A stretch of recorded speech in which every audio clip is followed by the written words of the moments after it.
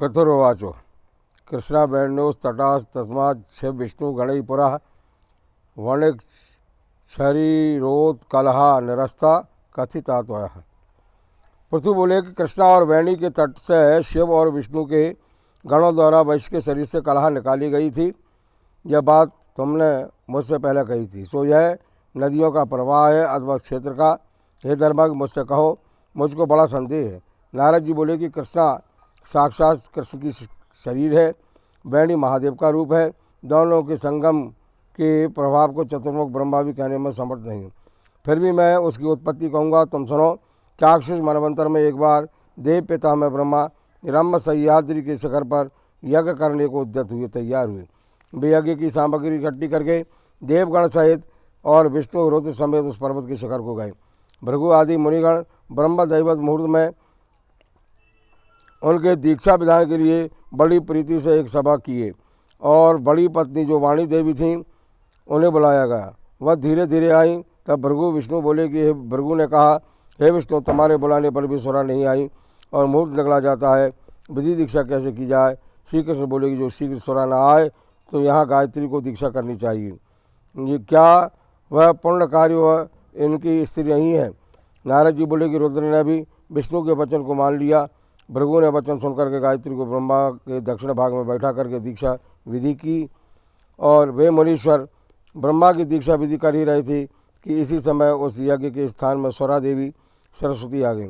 वह ब्रह्मा के साथ गायत्री को दीक्षित देख सौत की ईर्ष्यावश क्रोध से बोली, स्वरा ने कहा, जहाँ नहीं पूजने योग्य पूजे जाते हैं और पूजने योग्य नहीं पूजे जाते हैं, वहाँ दुर्भिक्ष होता है, मृत्यु होती है, भय होता है, ये तीनों बातें होती हैं। यह दाहिने और मेरे आसन पर बैठी हैं, अतएव सदा नहीं देखने योग्य गुप्त नदी होंगी। मेरे आसन पर इस छोटी को तुम लोगों ने बिठाया है, इसलिए तुम भी जलीभूत होकर नदी हो जाओ। उसके साप को सुनकर के कांपते ओंठ वाली गायत्री देवताओं के रोकने पर भी स्वरा देवी को शाप देती हुई बोली, गायत्री बोली कि ब्रह्मा जैसे तेरे पति हैं वैसे ही मेरे भी हैं। तूने वृथा शाप दिया है, इसलिए तू भी नदी हो जा। नारद जी बोले कि तब शिव विष्णु आदि सब देवता हाहाकार करके दंडवत प्रणाम करके स्वरा देवी की प्रार्थना करने लगे। देवता बोले कि हे देवी, तूने ब्रह्मा आदि हम सबको शाप दिया है कि जड़ीभूत नदी हो जाओ, लेकिन ऐसा होने पर ये तीनों लोग नाश को प्राप्त हो जाएंगे। तुमने विचार नहीं किया, अतएव तुम यह शाप लौटा दो। स्वरा बोली, हे देवताओं, यज्ञ के आदि में जो तुमने गणेश का पूजन नहीं किया, इसलिए मेरे क्रोध से उत्पन्न यह विघ्न हुआ है। मेरा यह वचन भी झूठ न होगा, सो अंशों से जड़ीभूत होकर के तुम सब नदी होगे। हम दोनों सौत भी अपने अंशों से पश्चिम वाहिनी नदी होंगे। नारद बोले कि स्वरा के वचन सुनकर के ब्रह्मा विष्णु महेश जल रूप हो अपने अंशों से नदी रूप हो गए। तन्मय विष्णु कृष्णा महादेव वेणी और ब्रह्मा ककुदमणि नाम की नदी हुई है।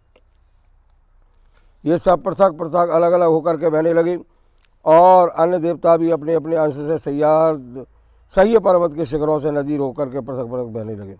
देवताओं के अंशों से उत्पन्न नदियाँ पूर्व वाहिनी और उनकी स्त्रियों के अंश से उत्पन्न सैकड़ों हजारों पश्चिम वाहिनी नदियाँ हुईं। गायत्री और स्वरा दोनों पश्चिम वाहिनी नदी सब सावित्री इन नाम से प्रसिद्ध हुई।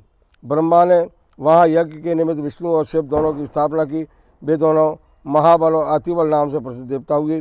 कृष्णा और वेणी के ऐसे उपाख्यान को जो भक्ति से सुनेगा वो अथवा सुनावेगा, उसके दर्शन और उसे उनके दर्शन और स्नान का फल प्राप्त होगा।